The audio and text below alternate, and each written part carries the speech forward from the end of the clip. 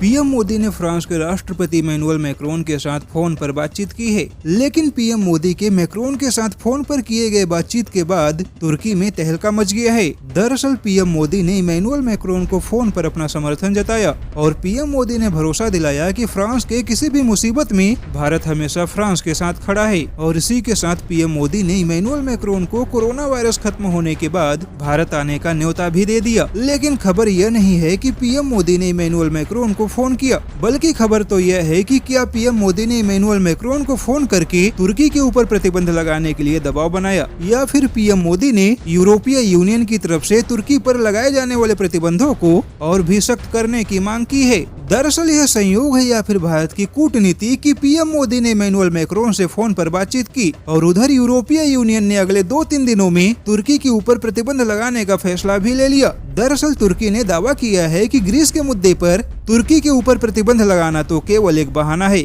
जबकि इस समय यूरोपीय यूनियन दक्षिण एशियाई ताकतों के प्रभाव में है। अब तुर्की के विदेश मंत्रालय के इस बयान को ही आधार माना जाए तो दक्षिण एशिया में भारत ही एकमात्र ताकतवर देश है, यानी कि इस समय यूरोपीय यूनियन भारत के दबाव में है या फिर भारत के प्रभाव में है। वैसे भी तुर्की ने कई बार यह दावा किया है कि भारत फ्रांस के माध्यम से यूरोपीय यूनियन के आंतरिक मुद्दों में दखल देकर तुर्की के हितों को चोट पहुंचाने का प्रयास किया है। वैसे देखा जाए तो यह भारत के बढ़ते प्रभाव का ही नतीजा है कि आज किसी भी वैश्विक मंच पर भारत के पास समर्थन की कोई कमी नहीं है। यही वजह है कि कुछ पाकिस्तान, तुर्की या फिर चीन प्रेमी देशों ने भारत की घेराबंदी करने का काफी प्रयास किया, लेकिन फ्रांस, अमेरिका और माल्टा जैसे देशों ने भारत के खिलाफ किसी भी साजिश को कामयाब नहीं होने दिया। और तुर्की खुद कई बार अपनी खींच निकालते हुए इस बात का सबूत दे चुका है कि बाहरी देश होते हुए भी यूरोपीय यूनियन के मंच पर भारत का प्रभाव बढ़ा है।